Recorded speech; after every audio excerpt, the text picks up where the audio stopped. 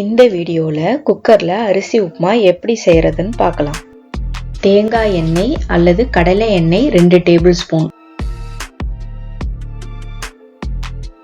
கடுகு 1 டீஸ்பூன், கடலைப்பருப்பு 1 table spoon, உளுத்தம்பருப்பு 1 டீஸ்பூன். எல்லாத்தையும் ஒரு தடவை கிளறி விடணும்.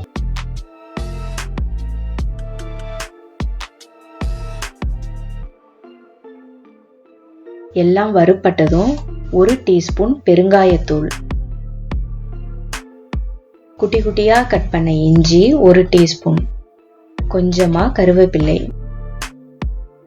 1 பச்சை மிளகாய் நீல வாக்குல கீறி வச்சிருக்கேன், அதை சேர்த்துக்கிறேன். இந்த மாதிரி கிளறி விட்டுக்கணும்.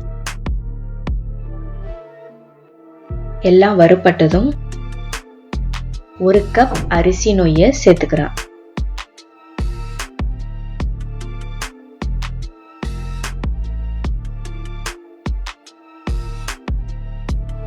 இதை ஒரு தடவை நல்லா மிக்ஸ் பண்ணணும். அப்புறம் 1 நிமிஷத்துக்கு லோ ஃப்ளேமில் வச்சு நல்லா கிளறி விடணும்.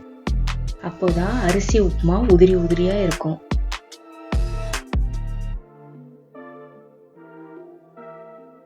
ஒரு கப் அரிசி நொய் சேர்த்துக்கிறதுனால 2 கப் தண்ணி சேர்த்துக்கிறேன்.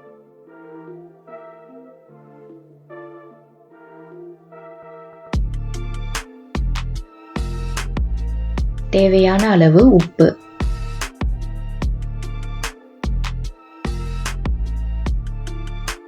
இதை நல்லா மிக்ஸ் பண்ணிக்கணும்.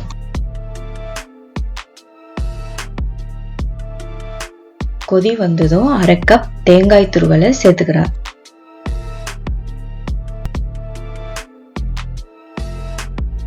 மறுபடியும் நல்லா ஒரு தடவை மிக்ஸ் பண்ணிட்டு குக்கரை மூடி விசில் போட்டுறணும். 10 நிமிஷம் குக் பண்ணணும். ஃப்ளேம் லோல தான் இருக்கணும்.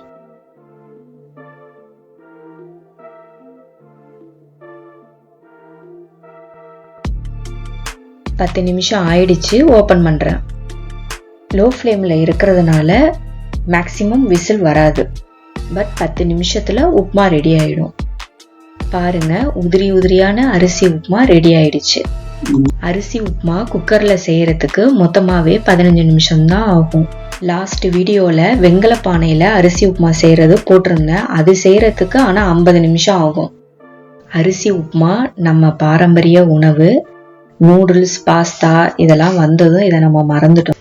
இந்த மெத்தட்ல செஞ்சா டேஸ்டா இருக்கும். குழந்தைங்க விரும்பி சாப்பிடுவாங்க. டைமும் சேவ் ஆகும்.